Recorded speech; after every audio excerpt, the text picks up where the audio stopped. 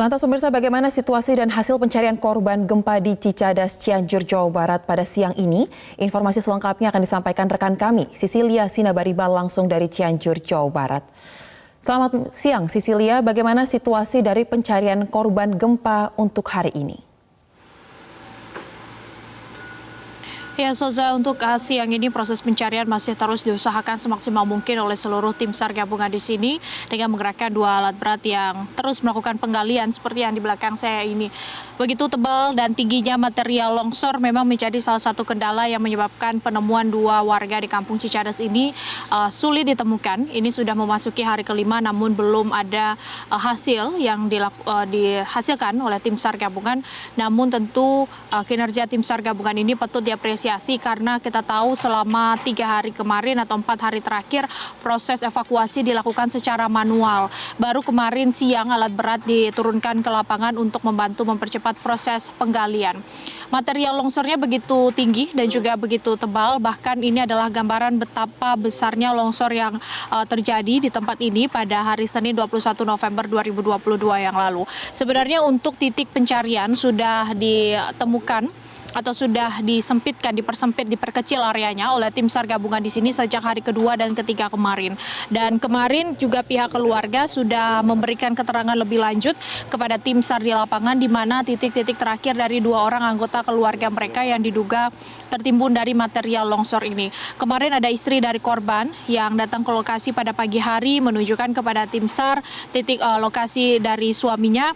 Begitu juga kemarin ada 1 orang saksi yang merupakan anak dari korban yang tertimbun di sini yang juga menjadi korban dari material longsor pada hari Senin kemarin.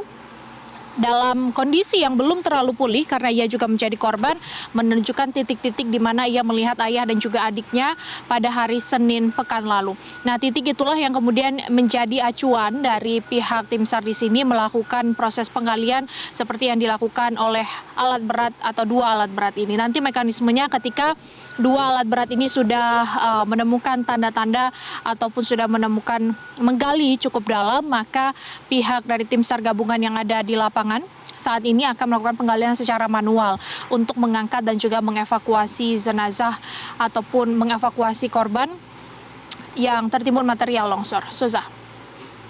Baik, Sisilia, kita juga melihat bahwa saat ini telah dikerahkan alat berat karena kan beberapa hari lalu ini masih mengandalkan peralatan manual. Lalu untuk titik yang sudah dipersempit, lokasinya yang diduga menjadi posisi di mana korban tertimbun ini, strategi apa lagi yang digunakan oleh tim SAR untuk dapat mempercepat proses pencarian? Ya, Soza, selain mengerahkan alat berat dan juga meminta keterangan dari pihak keluarga, anjing pelacak juga terus dikerahkan di lokasi sejak hari pertama dilakukannya pencarian di sini. Anjing pelacak yang dikerahkan berasal dari relawan, kemudian ada juga dari pihak TNI Angkatan Darat, ada juga dari pihak kepolisian dari Polda Jawa Barat juga terus dikerahkan. Untuk hari ini juga dikerahkan setidaknya ada 2 anjing pelacak untuk membantu mempersempit area dari lokasi yang diduga titik terakhir dari korban. Namun untuk saat ini anjing pelacak sudah tidak dikerahkan, fokus utama sekarang adalah melakukan penggalian. Kemarin Komandan Lapangan mengungkapkan untuk penggalian di hari keempat kemarin sebenarnya sudah 50%, membutuhkan waktu atau membutuhkan kedalaman 3 meter lagi ke bawah yang diperkirakan akan ditemukan korban. Namun hingga saat ini proses penggalian yang dilakukan sejak pukul 9 pagi tadi masih belum membuahkan hasil karena ternyata jauh lebih dalam dan jauh lebih luas untuk area ataupun luasan longsoran di sini yang dilakukan penggalian.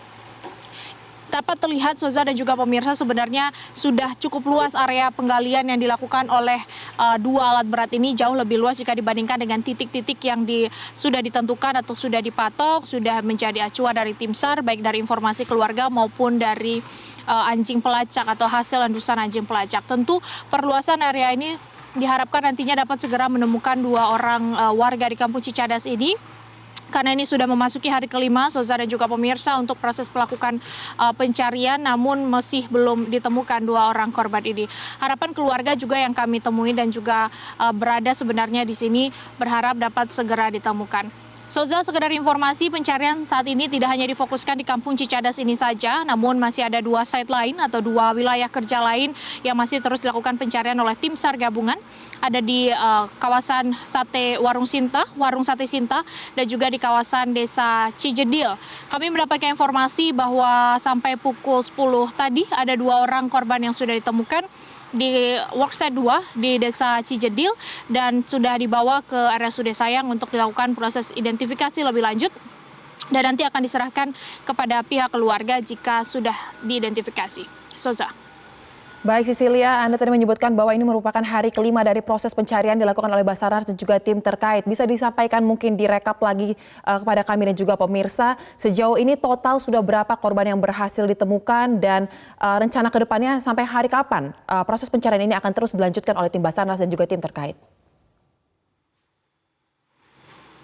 Soza, hingga saat ini informasi terakhir 321 orang dinyatakan meninggal dunia akibat dari gempa yang terjadi pada hari Senin kemarin.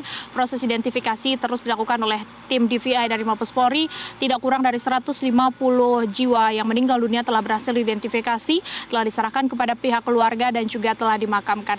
Masih ada 9 jiwa lagi, Soza, yang masih dalam tahap pencarian, masih dalam proses pencarian. 9 jiwa ini 2 diantaranya berada di Kampung Cicadas, kemudian 7 lainnya diduga masih berada di Kampung Desa Cijedil karena berdasarkan hasil laporan dari warga, 7 yang masih dicari ini di Worksite 2 atau di wilayah kerja 2 di Desa Cijedil RT 2. Untuk di sini 2 sehingga total ada 9.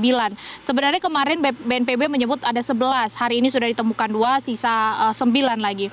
Dan Soza, untuk hari ini sebenarnya fokus utama di tempat ini adalah untuk proses pencarian, untuk proses penggalian.